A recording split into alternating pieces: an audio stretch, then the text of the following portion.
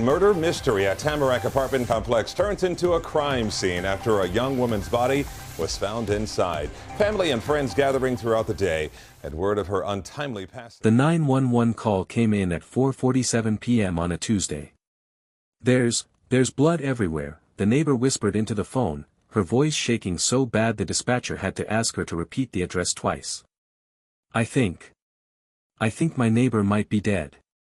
What police found inside the Tamarack apartment wasn't just a crime scene, it was a nightmare that would haunt seasoned detectives for years. And the victim? 23-year-old Kayla Hodgson, a girl who should have been getting ready for her evening shift, maybe texting friends about weekend plans. Kayla wasn't your typical victim, and I hate that word, by the way, but stick with me here. This girl was living her life. Flight attendant by day, bartender by night, making bank and making people laugh wherever she went. She had that infectious energy, you know. The kind of person who could walk into a room and instantly make it better. Her Tamarack apartment was her sanctuary, her safe space where she could kick off those airline regulation heels and just breathe. But here's the thing about safety, it's really just an illusion we tell ourselves so we can sleep at night. Because while Kayla was building her dream life, mixing cocktails and jetting off to new cities, someone else was building something too. Something darker. Something that started hundreds of miles away with a twisted mix of obsession, rage, and the kind of jealousy that eats people alive from the inside out. The detectives who walked into her apartment that day. These were guys who'd seen it all. Gang violence, domestic disputes gone wrong, drug deals turned deadly. But what they found in Kayla's home was so savage, so absolutely brutal, that even these hardened cops had to step outside and take a moment. One of them later said it was the kind of violence that stays with you. The kind that makes you hug your own family a little tighter when you get home. So what could make someone cross state lines just to destroy a bright, beautiful young woman who was guilty of nothing more than living her best life? Trust me, the answer is going to mess with your head. This is the story of three people whose lives became tangled in a way that could only end in heartbreak and tragedy. It began with moments that seemed harmless, a smile, a conversation, a connection that grew quietly in the shadows. But behind the surface, there were lies that cut deep, jealousy that burned like fire, and secrets that could not be contained. The story stretched far beyond one city. It moved across states, from the busy streets of New York to the warm, palm-lined neighborhoods of Florida. What seemed like love to one was betrayal to another, and every choice made pushed the story closer to a point from which there was no return. There were signs, hidden in plain sight, messages sent late at night, sudden trips that couldn't be explained, and conversations that changed in tone. Technology began to play its part. A small tracking device, no bigger than a matchbox, was quietly fixed in place, its signal following every turn of a wheel, every stop, every secret visit. It was silent, but it was constant, and it carried the kind of truth that would soon break lives apart. The journey it led to ended at one door, a door opened in trust, but closed forever in violence. When it was done, the person responsible did not run. They walked away calmly, leaving behind a scene that would haunt everyone who saw it. And waiting at the end of this story is a truth so sharp, so unexpected, that it would leave even the most seasoned investigators stunned. Kayla Hodgson was more than the pictures she shared online.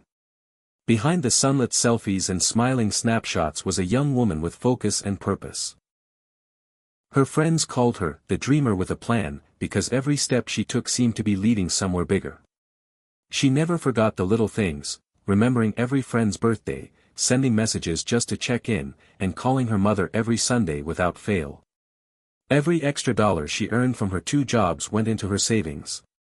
It wasn't just money to her, it was the foundation for her dream, opening her very own cocktail lounge, a place she had been designing in her mind for years. Far away, in Long Island, New York, lived Sakina Thompson. At 28, she had built her name in the beauty world as a skilled nail technician. Her work was neat, creative, and in high demand. She had a loyal list of clients and a growing brand on social media. But Sakina's posts were not only about colors and designs. Scattered among her work were sharp, warning messages. Don't mess with mine. If I catch you slipping, that's on you. They were not just words. They were a glimpse into a personality that guarded what she loved fiercely and reacted strongly to anyone who crossed that line. Kayla and Sakina had never met. They lived in different worlds, on different coasts, with different dreams. In another life, their paths would never have touched. But there was one man who would connect them, and set both of their lives on a dangerous path. His name was Terry. Terry was a real estate agent in New York, known for his charm and smooth confidence. He could make anyone feel like the center of his attention. In New York, he was Sakina's partner, the man she had built a life with. In Florida, he was Kayla's mystery, the man who seemed to appear in her life like a spark she didn't expect. He balanced both worlds with careful lies and practiced charm. For a time, it worked. But lies rarely last forever. And in Terry's case, they were about to fall apart in a way no one could undo. It began on Memorial Day weekend in 2022, the kind of weekend that draws crowds to Miami for sun, music, and celebration. Terry told Sakina they were going for business, a chance to mix work with the excitement of the city. Miami was alive that night, bright lights bouncing off glass towers, the bass of music spilling out of rooftop bars, the air heavy with heat and ocean salt. At one of the parties, while Sakina stepped away for just a moment, Terry noticed someone across the bar. Kayla. She was vibrant, warm, and easy to talk to. A few words passed between them, light and playful, but enough to spark something neither would ignore. Before the night ended, numbers were exchanged, social media followed, and a door was opened that could never be closed again. What began as polite check-ins turned into something else. "How was your day?" Became "I can't stop thinking about you." "Hope your flight was smooth" became "I wish you were here right now." The text stretched into long late-night calls, the kind where laughter fades into whispers. Soon, Terry was booking trips to Florida more often. Sakina noticed.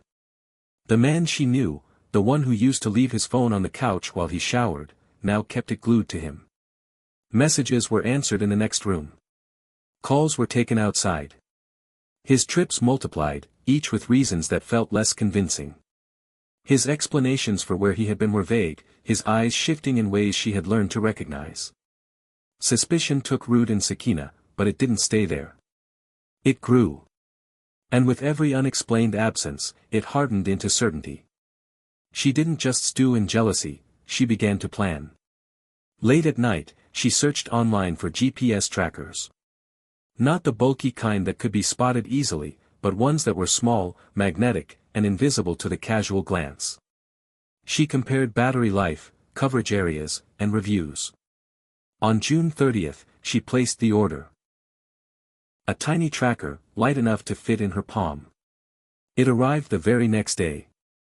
That night, while Terry slept, Sakina slipped quietly out to the driveway, knelt by his luxury SUV, and pressed the device into place beneath the rear bumper. From then on, she didn't have to guess where he went. Every trip was mapped. Every stop appeared on her phone. She could see the life he was living when he was out of her sight. And for days, the tracker fed her routine details, trips to work, lunches, appointments. Nothing she could confront him with, until the morning of July 12th. Just after 11 a.m., her phone lit up with an alert. The SUV had stopped. Not at an office. Not at a hotel. A residential complex in Tamarack, Florida. It didn't move for hours. She copied the address into Google Maps.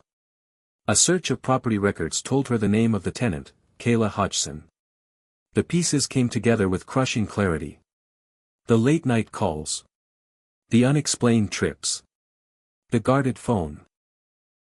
It wasn't just a theory anymore. Now it had a name. That night, she booked a one-way ticket to Fort Lauderdale. She didn't overpack. A purse, a change of clothes, and, investigators later believed, a weapon. In her bag was a neatly folded note with Kayla's address and apartment number written down. This wasn't a trip for answers. It was a trip for action. On the morning of July 13th, JetBlue Flight 1247 touched down at Fort Lauderdale Hollywood International Airport. Sakina walked through the terminal without a pause, her steps steady, her eyes set. There was no stop for coffee. No call to Terry. The GPS ping guided her straight to the Tamarack Village apartments. The complex was calm, framed by swaying palms. Children rode scooters along the walkways. Nothing about it suggested that violence was about to step through its gates. Cameras caught Sakina entering the property. She looked like any visitor, casual, collected, without the rush or panic of someone on the edge. She knew exactly where to go. Apartment 424, second floor. She took the elevator, checked her phone one last time, Terry's SUV still in the guest lot, and walked down the hallway. There were no signs of forced entry. The lock was intact. Which means when the door opened, Kayla must have believed she was safe. Perhaps she thought it was Terry. Or maybe Sakina had softened her tone, hiding her anger until the door swung wide enough to let her in. What happened after was fast and merciless. The attack came without warning, a single, deep slash across Kayla's throat. There were no defensive wounds. She hadn't even raised her hands.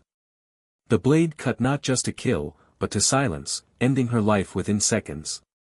Kayla collapsed just feet inside her living room, her dreams, her plans, and her future ending where she had once felt most at home.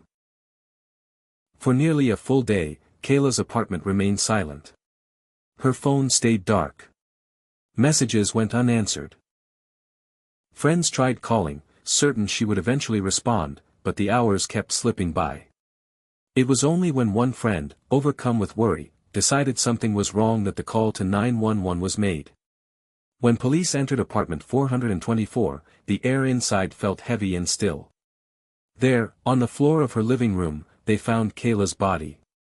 A brightly colored balloon from a recent birthday was still tied to a chair, swaying gently in the air-conditioned breeze. The sight was heartbreaking, the small reminders of her life standing in sharp contrast to the violence that had taken it. Detectives began their work immediately. They moved through the apartment carefully, noting the absence of forced entry and the eerie order of the space. Nothing appeared stolen. This wasn't a robbery gone wrong. It was something far more personal. They turned to her phone, searching for any clue to her final hours. The name, Terry, appeared again and again, in text messages, call logs, and saved contacts. Digging deeper, they found hotel receipts, Instagram messages, and call records linking Terry to multiple visits to Fort Lauderdale, often just minutes away from Kayla's home. When they reached Terry in New York, he answered their questions calmly at first. He insisted Kayla was just a friend, someone he knew casually. But when confronted with the evidence, his story shifted. He admitted they had been seeing each other. Then came the detail that would push the investigation in a new direction. Terry revealed that his girlfriend, Sakina Thompson, had been with him in Florida. Investigators turned their focus to her. With a search warrant in hand, they examined Sakina's devices. What they found painted a chilling picture. On her phone was a GPS tracking app, the same one used to follow Terry's SUV to Kayla's apartment. Screenshots were saved, each one showing his car parked outside the complex. In her email, there was proof of a last-minute, one-way flight to Fort Lauderdale booked the night before the murder. The most damning evidence came from something far more ordinary. In her purse, police found a folded piece of paper with Kayla's name, address, and apartment number written in clear, careful handwriting. And in her bathroom trash, forensic teams discovered discarded clothing. Lab tests confirmed what detectives already suspected, Kayla's DNA was on the fabric. Piece by piece, the truth was coming together. This had not been random. It had not been a crime of opportunity. It had been planned, prepared for, and carried out with precision. On the morning of July 25, 2022, the quiet hum of a nail salon in Queens was broken by the arrival of New York police officers. They walked in without haste, their presence filling the small space. Sakina was at her station, focused on the client in front of her. She looked up, understood immediately why they were there, and didn't argue. Without a word, she set down her tools, wiped her hands, and extended her wrists for the cuffs. The room was silent except for the faint clink of metal as they locked into place. She was taken into custody and soon extradited to Florida. Prosecutors wasted no time. The evidence was overwhelming: the GPS tracker, the screenshots, the flight booking, the note, and the DNA. They charged her with first-degree murder, describing the act as cold, calculated, and planned long before she arrived at Kayla's door. This, they said, was no moment of lost control. It was deliberate. Then came an unexpected twist. During a routine medical examination at the jail, doctors discovered Sakina was 8 weeks pregnant. The father was Terry, the man at the center of the tangled relationship that had set the entire tragedy in motion. The timing meant she had conceived just before or around the week of the murder. Months later, in February 2023, Sakina gave birth to a baby boy while shackled to a hospital bed. She held him briefly before he was placed in the custody of Terry's parents. They chose to raise the child privately, far from the glare of the media and the shadow of the case. Terry himself never faced criminal charges for Kayla's death. But the fallout from the truth was devastating in other ways. His career collapsed, his reputation shattered, and the image he had worked so hard to maintain was gone. His name was now tied forever to a story of betrayal, violence, and loss, a story that had left one young woman dead, another in prison, and a child born into a world shaped by the consequences of his choices. Kayla should have been celebrating her 26th birthday this year. She should have been walking through the doors of her own cocktail lounge for the first time, arranging flowers on the tables, and greeting her first customers with the same warm smile that had made her so loved. Instead, her name is spoken at candlelight vigils, her face printed on posters, and her story told in courtrooms and news reports.